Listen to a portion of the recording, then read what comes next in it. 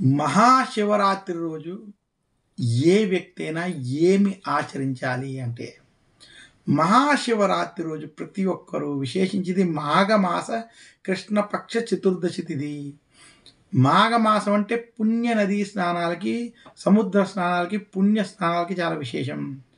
ఈరోజు సూర్యోదయానికి పూర్వమే లేచి వారికి అవకాశం ఉన్నటువంటి పుణ్యనదులు అంటే గంగా, యమున, గోదావరి, కృష్ణ, కావేరి వంటి పుణ్యనదుల్లో స్నానం ఆచరించడం ఉత్తమం. అలా కుదరని పక్షంలో ఇంటిలో అయినా తలస్నానం ఆచరించడం చాలా మంచిది. అలా తలస్నానం ఆచరించి నూతన వస్త్రాలను ధరించి ఆ రోజు విశేషంగా శివారాధన చేయాలి. మీకు దగ్గరలో ఉన్నటువంటి ఏదైనా ప్రముఖ ఆలయంలో కావచ్చు. అలా కుదరని పక్షంలో పాడుపడ్డ ఆలయాలు ఎక్కడైతే శివాలయాలు ఉన్నాయో వాటికి ధూపదీప నైవేద్యాలు అవ్వట్లేదు, అటువంటి ఆలయాల్లో చేసేటువంటి పూజ సర్వశ్రేష్టమైనది. అటువంటి ఆలయాల్ని శుభ్రపరిచి ఆ రోజు దీపాన్ని వెలిగించి శివారాధన చేయడం చాలా విశేషం. ఇలా కుదరని పక్షంలో ఎక్కడైతే మండపాలన్నీ ఏర్పట్టుకుని శివారాధన చేస్తున్నారో అది మంచిదే. గోశాల వంటి శాలలో శివారాధన చేయడం కూడా ఉత్తమం. అన్నిటికన్నా ఇంటిలో స్వగృహంలో గనక మీరు బొటకన వేలు మించుకున్నటువంటి శివలింగాలను పెట్టుకుని శివారాధన చేసుకోవడం అతి ఉత్తమం. ఈ రకంగా ఆ రోజు విశేషించి ఉదయం, మధ్యాహ్నం, సాయంత్రం కూడా శివారాధన చేయాలి. విశేషించి ఇలా 3 సమయంలో కుదరని పక్షంలో కనీసం ప్రదోషకాల సమయంలో కనుక శివారాధన చేస్తారు. అంటే ప్రదోషకాలం అంటే శివపార్వతులు నాట్యం చేసేటువంటి సమయం, అక్కడ సకల దేవతలు ఉంటారని కూడా శాస్త్రం తెలియజేస్తుంది. కాబట్టి ఆ సమయంలో శివారాధన చేయడం చాలా విశేషం.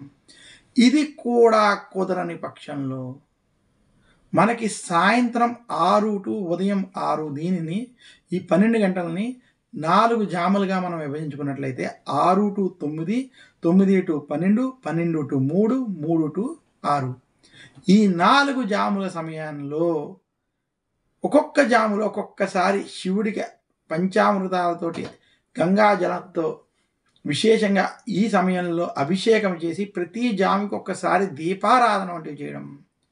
ఈరోజు ఉపవాసం జాగరణ చేస్తూ రాత్రి సమయంలో చేసేటువంటి శివ పూజ, శివారాధన శివరాత్రి సమయంలో అత్యంత విశేషమైనవి.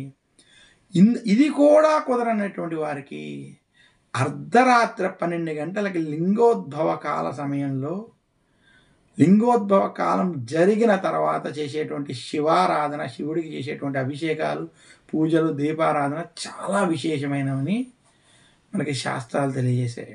శివరాత్రికి సంబంధించినటువంటి ఒక విశేషమైనటువంటి పురాణ కథని కాశీఖండంలో శ్రీనాథుల వారు చెప్పారు. పూర్వం గుణాధీశుడు అనేటువంటి ఒక వ్యక్తి వ్యసనాలతో ఉండడం, అతను వ్యసనాలతో కొన్ని తప్పులు పనులు చేస్తూ ఉండగా ఆ రాజ్యంలో ఉన్నటువంటి కొంతమంది రాజభటులు అతన్ని చూసి అతన్ని పట్టుకుని శిక్షించాలి, రాజవద్దకు తీసుకెళ్లాలని అతను వెంటపడడం, అతను భయంతో పారిపోయి ఒక పాడుబడ్డ శివాలయంలో దాక్కోవడం.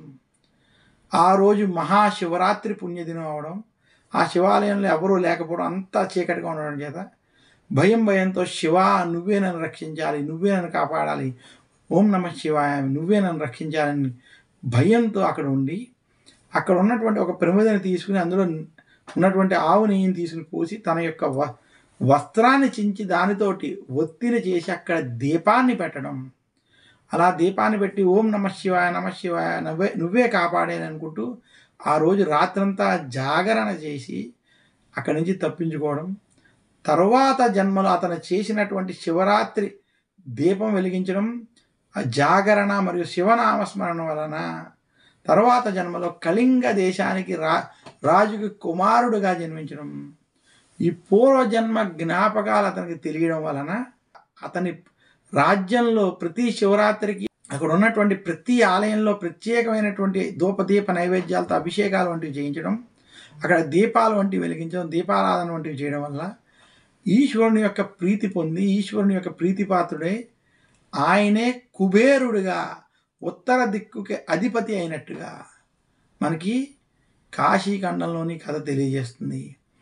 ఈ యొక్క కథ సారాంశం ఏంటంటే, తెలిసి కానీ తెలియక కానీ ఏ వ్యక్తి అయినా భక్తితో కానీ భయంతో కానీ శివారాధన చేసినట్లయితే అటువంటి వారు ఈశ్వరుని యొక్క అనుగ్రహం చేత పుణ్యాన్ని పొంది ఆ పుణ్యము ద్వారానే అతని యొక్క అభీష్ట సిద్ధి కలిగి అతను శివ అనుగ్రహానికి ప్రాప్తి పొందగలుగుతాడని శాస్త్రం.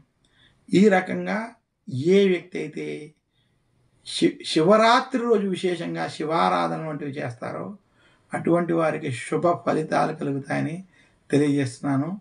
మరొక్కసారి అందరికీ మహాశివరాత్రి శుభాకాంక్షలు.